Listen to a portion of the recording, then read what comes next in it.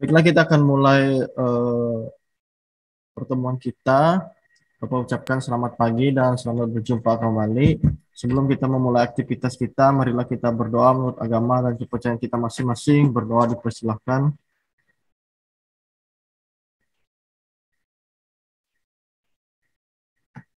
Berdoa selesai. Baik, sesuai apa itu silabus kita, hari ini kita akan belajar tentang pengenalan GPS dan kegunaannya. Jadi kita belajar GPS dan kegunaannya. Bentar dulu. Tunggu aja, duduk aja di situ. Oke, kita lanjut. Nah, jadi kita akan belajar GPS.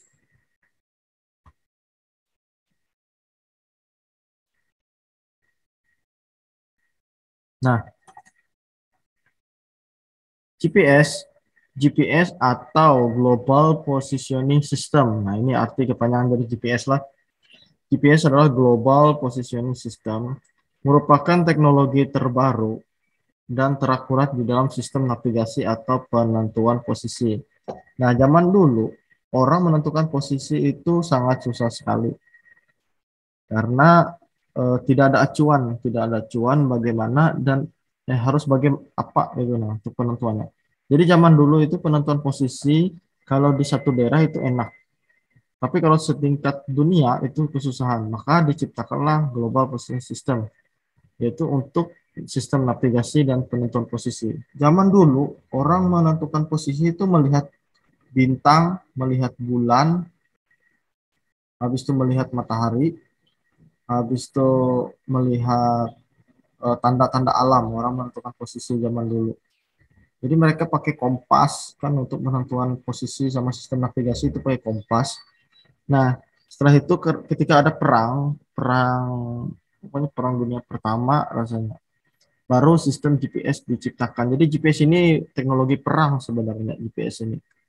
Nah, walaupun demikian, GPS sudah sangat luas digunakan oleh berbagai kalangan di seluruh dunia, baik oleh militer, swasta, pemerintah, bahkan masyarakat lokal. Nah, ini perlu kita garis bawahi bahwa di kalangan militer, swasta itu artinya mereka pengusaha, pemerintah, bahkan masyarakat lokal itu bisa menggunakan GPS. Artinya ketika perang dulu, GPS sudah bisa digunakan oleh semua orang. Karena kegunaannya dalam hal pembangunan itu sangat banyak sekali. Hal ini disebabkan karena teknologi ini termasuk relatif murah, mudah, dan dapat dihandalkan. Karenanya pengenalan GPS kepada masyarakat lokal, khususnya di dalam upaya penatagunaan wilayah desa, merupakan hal yang sangat penting dan bermanfaat banyak. Nah, ini salah satunya yaitu untuk pengenalan eh, pengenalan GPS kepada masyarakat lokal. Oke, kita kan orang lokal. Nah, kebetulan ini punya penelitian orang ini, yaitu dia untuk penatagunaan desa. Selanjutnya, ini ada kekurangan. Kekurangannya referensi dan manual menggunakan GPS. Kurangnya referensi dan manual penggunaan GPS. Artinya itu referensi itu eh, adalah buku panduan dan manual itu penggunaan. Khususnya yang berbahasa Indonesia melatar belakangi penyusunan buku panduan ini. Nah, ini buku panduan ini. Ini latar belakang. Kita lihat. Nah, ini sejarah GPS. Sejarah navigasi. Nah, ini kan sejak zaman dahulu manusia telah menggunakan sistem navigasi untuk keperluan tertentu. Misalnya manusia gua diduga menggunakan ranting dan batu untuk menandakan jalan saat mereka berburu agar mudah menentukan jalan untuk kembali. Nah, ini seperti pramuka. Kalau di pramuka kan ada tanda-tanda alam, mereka mengasih tanda jejak untuk mengetahui posisi-posisi tertentu. Nah, ini kan misalnya manusia gua diduga menggunakan ranting dan batu untuk menandakan jalan saat mereka berburu agar mudah menentukan jalan untuk kembali. Atau para pelaut yang menyusuri garis pantai agar tidak tersesat di lepas pantai. Nah, jadi zaman dulu itu kan menentukan posisi itu dikasih tanda, misalnya kayak ini dalam hutan kita tandai kayu, kita tebang beberapa kayu, nah di sini tanda. jalan, nanti suatu saat nanti ketika balik, nah itu apa namanya itu, tahu itu titiknya. Nah, selanjutnya, nah, ilmu navigasi lebih berkembang saat para pelaut menemukan cara dengan menggunakan rasi bintang. Nah, ini Bapak ada belajar juga tentang rasi bintang, cuman untuk diajarkan ke siswa kayaknya agak agak susah memahaminya. Karena itu materinya agak berat tentang rasi bintang. Jadi ini untuk pelaut, mereka ketika di laut, mereka akan melihat rasi-rasi bintang, di mana rasi bintang tertentu menentukan arah. Misalnya bintangnya bentuk salib, itu dia arah arah selatan. Gitu. Misalnya dia lihat bintang timur, itu dia misalnya dia melihat rasi bintang tertentu, itu dia berarti ke arah utara, barat seperti itu. Nah, kelemahannya bintang hanya dapat dilihat pada malam hari dan saat cuaca cerah. Itu kendalanya. Kalau di laut. Jadi zaman dulu pelaut itu selalu melihat bintang, acuannya bintang-bintang sebelum adanya kompas dan GPS. Perkembangan berikutnya yang cukup berarti adalah dengan ditemukannya sistem magnetik bumi. Nah, ini sistem magnetik bumi itu adalah kompas. Jadi pertamanya bintang, selanjutnya orang menggunakan kompas. Dapat diketahui arah kemana kita pergi dan di mana posisi kita berdasarkan dua titik acuan. Nah, tentang kompas. Sebenarnya jika kita tetap muka, kalian akan Bapak ajari tentang kompas, GPS, alat-alat sistem navigasi. Nah, seperti itu. Jadi kalau kalian mau belajar tentang GPS setelah materi kita, bisa lah main-main ke sekolah seperti yang Bapak bilang. Belajar kompas, kita belajar GPS, tapi bawa baterai lah untuk menghidupkan GPS. Nah, jadi kompas itu bisa mengetahui kemana posisi kita dan kita mau kemana dan dari mana itu kompas sebagai acuan. Sistem ini merupakan sistem yang cukup sering digunakan dalam survei dan pemetaan di bidang geologi, kehutanan, maupun perencanaan wilayah. Nah, coba lihat di sini. Sejak keberhasilan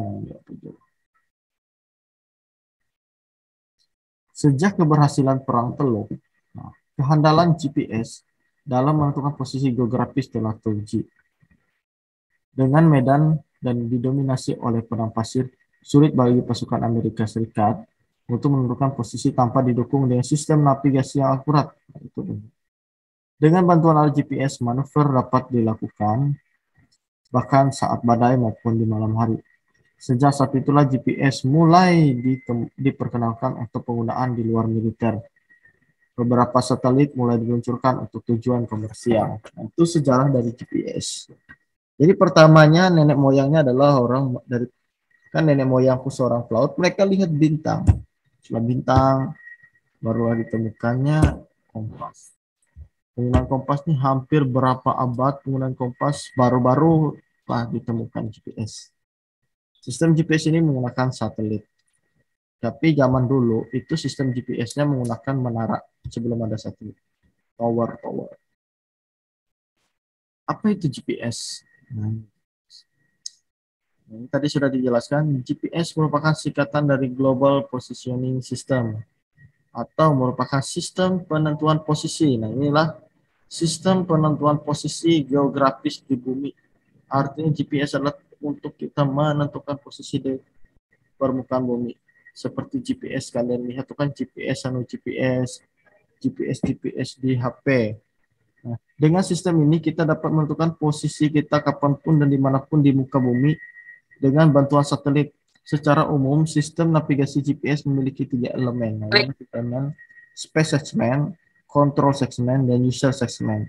Tapi untuk tiga elemen ini, kita akan lihat. Space segment artinya dia berbasis satelit luar angkasa, berupa 24 satelit GPS yang mengorbit secara teratur di 6 orbit dengan ketinggian 11.000 mil di atas bumi. Setiap satelit berputar 12 jam mengelilingi bumi, sehingga penyebarannya relatif merata untuk memungkinkan pengiriman sinyal kepada alat GPS yang berada di belahan bumi manapun untuk digunakan dalam penentuan posisi koordinat. Nah, ini yang pertama, menggunakan satelit. Jadi GPS itu di luar angkasa tuh ada 24 satelit. Nanti kalau kalian megang GPS, kalian akan pertama tuh mencari satelitnya dulu, ada berapa satelit yang dapat. Selanjutnya adalah control segment. Control segment yaitu merupakan 5 stasiun bumi yang bertugas untuk memonitor satelit-satelit tersebut agar tetap berjalan baik. Stasiun pusat terletak di Swiss Haven Air Force Base, Colorado, Amerika. Nah, ini monitornya. Nah, ini kan sistemnya. Ini satelit, control segment. Jadi, kalau kalian lihat, nah, oke, kalau lihat control segment, coba kita cari. Kita lihat gambarnya.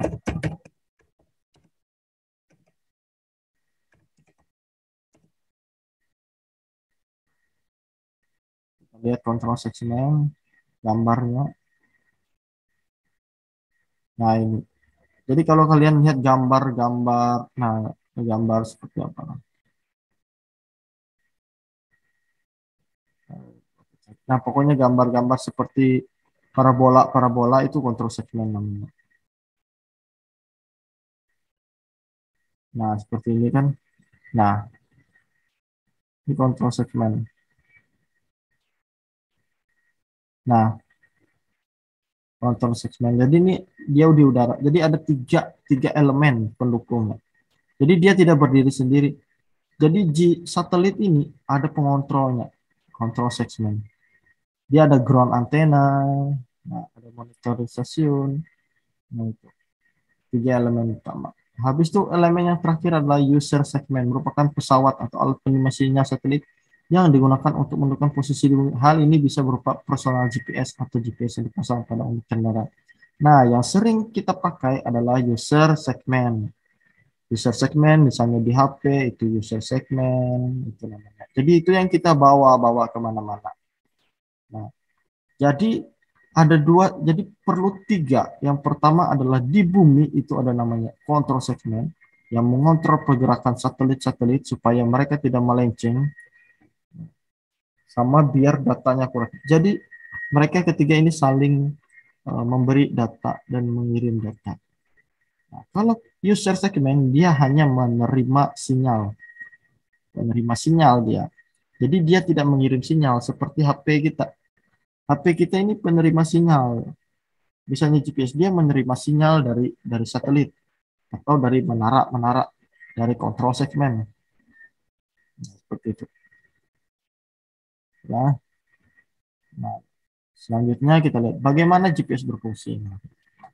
Pada abad pertengahan, ya, sebelum kita masuk situ, nah kita lihat ini. Bapak akan jelaskan sistem GPS.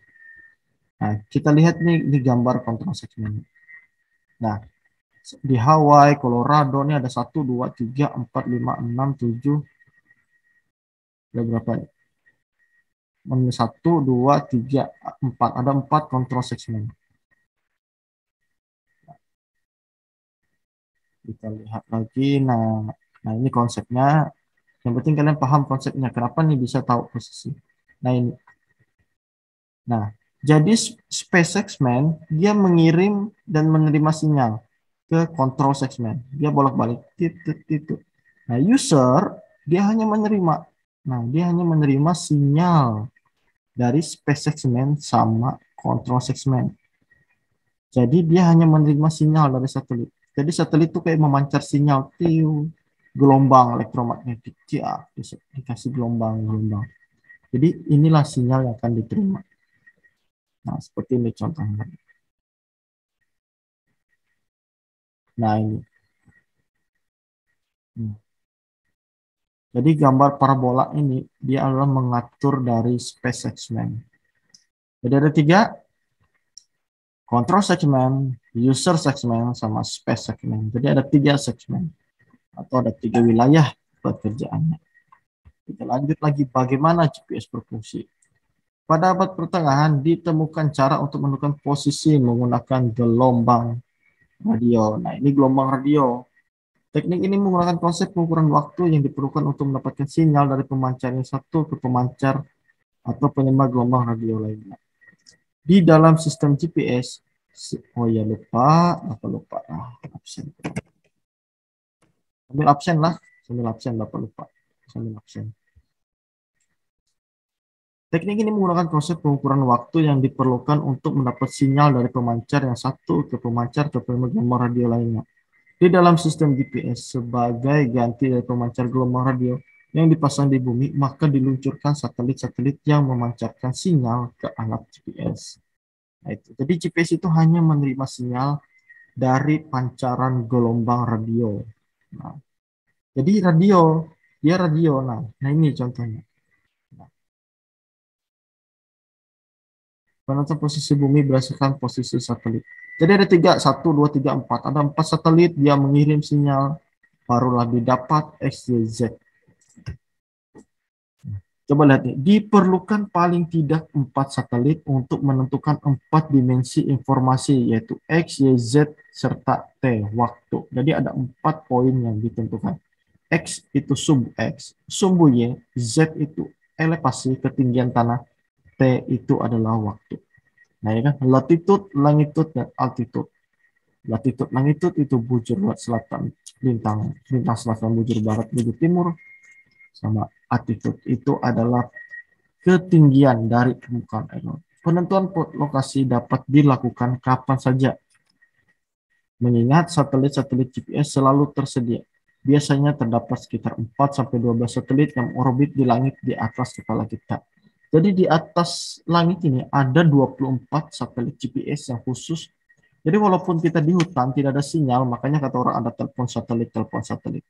Karena itu langsung dia menerima sinyal dari satelit. Sinyal yang diberikan adalah yaitu gelombang radio. Nah, ternyata GPS pun ada keterbatasannya. Nah, keterbatasannya ini, sebelum tahun 2000, Departemen Pertahanan Amerika Serikat menerapkan program Selective Availability untuk mengurangi keakuratan dalam penggunaan GPS bagi penggunaan non-militer dan non-pemerintah AS. Hal ini menyebabkan kemungkinan kesalahan horizontal hingga 100 meter, vertikal 150 meter, dan untuk waktu hingga 30 nanosecond. Jadi, demi keamanan, jadi memang dibikin tidak akurat.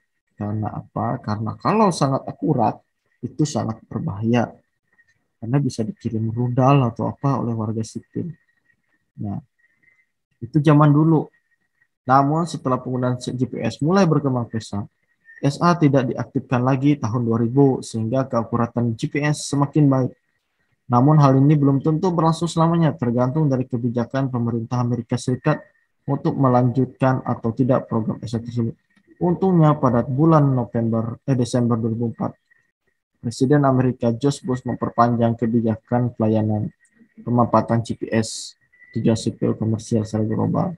Nah, ini dulu perbedaan tingkat keakuratan dalam penentuan posisi penerapan SA, ini penerapan SA dan penerapan SA. Jadi kalau dulu itu datanya nih semrawutan titiknya. Jadi kita tidak tahu nih posisinya di mana. Sekarang semakin akurat, jadi posisi kita tuh di sekitar sini. Jadi banyak titik-titik. Nah, keterbatasan lain adalah bila alat terhalang oleh gedung atau pohon, maka akan sulit bagi sinyal satelit untuk menembusnya sehingga sulit tertangkap. Hal tersebut seringkali dialami bila melakukan navigasi di dalam hutan tropis primer atau di daerah cenderung tertutup. Untuk mengantisipasi hal tersebut, beberapa GPS telah dilengkapi dengan antena tambahan. Walaupun untuk navigasi bergerak di hutan primer menjadi tidak efisien dan menyulitkan. Nah, inilah. Jadi ada kekurangannya juga. Kalau di hutannya lebat sekali, dia susah menangkap sinyal. Begitu juga kalau di dalam ruangan, dia terhalang. Makanya penggunaan GPS itu untuk penggunaan di alam terbuka. Selanjutnya, ini perbandingan antara kompas dan GPS dalam navigasi. Ada perbandingan. Navigasi merupakan hal yang mutlak dikuasai untuk tujuan penentuan lokasi, pemetaan maupun tracking di alam bebas. Teknik navigasi dengan menggunakan kompas dan peta memiliki karakteristik yang berbeda dan teknik navigasi GPS. Nah, ini coba kita lihat teknik navigasi. Alat yang diperlukan, kompas, peta, busur, penggaris, pensil. Nah, sistem koordinat lokal saja. Kalau GPS, dia punya alatnya GPS, baterai, dan peta. Kadang perlu penggaris. GPS itu koordinat global. Nah, ini bedanya. Kalau dia sistem koordinatnya di peta itu dia punya sistem lokal dan sistem global. Kalau GPS dia langsung global. Waktu, siang hari, dan saat pandangan jelas. Ini untuk kompas. Kalau GPS sepanjang hari walaupun berkabut. Penentuan posisi menentukan paling tidak 2 titik acuan. Kalau GPS menentukan sinyal minimal dapat 4 satelit. Penentuan arah sangat mudah dan detail. Kalau GPS perlu sinyal satelit dan kurang detail. Nah, ini ada keuntungan kompas. Kompas dia punya penentuan arah dia lebih sangat mudah. Keakuratan tergantung dari alat dan penggunaan alat, bisa sangat detail. Nah, keakuratan ini 15 sampai 30 meter. Tapi sekarang keakuratannya sudah sampai 3 meter. Ada yang 1 meter, ada yang 0,5 mm. Kelemahan lain, kalau kompas, proses dilakukan secara manual dan cukup memakan waktu. Kalau GPS, bila tertutup tajuk pohon atau gedung, sinyal satelit susah bahkan tidak bisa diterima. Itu kekurangannya. Nah, ini kelebihan lain. Kompas mengasah keterampilan penggunaan di dalam membaca peta topografi. Kalau ini dapat menyimpan data hingga 500 sampai 1000 titik. Mengetahui jarak dan arah antara dua lokasi dapat menentukan kecepatan perjalanan. Jadi memang kalau Bapak di lapangan itu ada bawa kompas, ada juga bawa GPS, bawa kedua-duanya. Karena tidak selamanya kondisi GPS itu mendukung dan tidak selamanya kompas itu mendukung. Jadi bawalah kedua-duanya. Ketika medan itu tidak bisa disupport oleh GPS, kita pakai kompas manual. Kalau kita ingin bergerak cepat, kita pakai GPS. Seperti itu. Nah, Nah, kalau ini sudah spesifik alatnya, ini alat zaman dulu, ini kita sudah nggak ada, jarang pakai ini. Oke, sampai di situ penjelasan kita tentang GPS. Nah, kalau kita mau lihat GPS punya sekolah kita seperti apa, ini GPS di sekolah kita. Nah, seperti ini bentuk GPS-nya. Dia kayak HP. Ini GPS kita di sekolah. Nah, seperti itu. Nah, ini GPS kita di sekolah itu seperti ini bentuknya. Nah, ini. Nah, seperti ini bentuknya di sekolah kita. Oke, jangan lupa bagi yang ikut Zoom itu absen di kolom chat Zoom, jangan sampai tidak absen nanti dianggap tidak hadir. Di sini ada berapa orang? 17 orang, tapi yang absen baru 1, 2, coba kali apa yang absen? 1, 2, 3, tuh.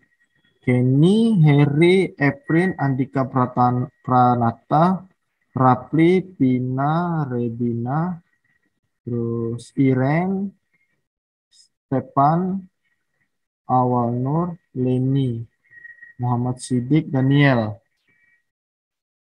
Farhan Habibi. Yang lain ditunggu yang belum disebutkan namanya segera absen karena kalau tidak absen risiko sendiri dianggap tidak hadir. Nah, video kita ini Bapak rekam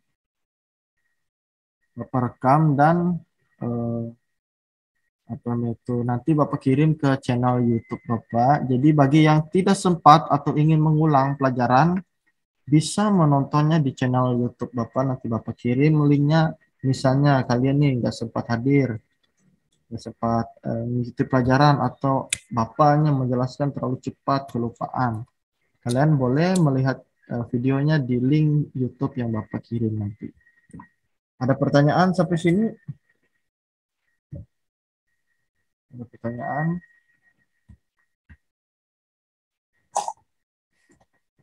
Bapak screenshot dulu boleh? Screenshot dulu lah, aktifkan dong kameranya dulu.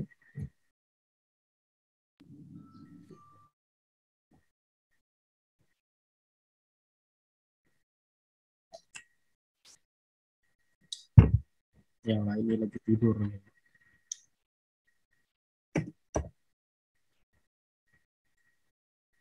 Oke, lihat kamera. Oh, bisa ada. Kita mau capture dulu. 1, 2, 3. Oke, thank you. Ada pertanyaan sampai sini? Ada pertanyaan? Itu tadi tentang GPS. Ada pertanyaan? Jadi video ini video tadi materi tadi Bapak rekam dan Bapak nanti kirim ke YouTube. Nanti link YouTube-nya Bapak kirim, bagi yang tidak sempat hadir nanti bisa tonton di situ.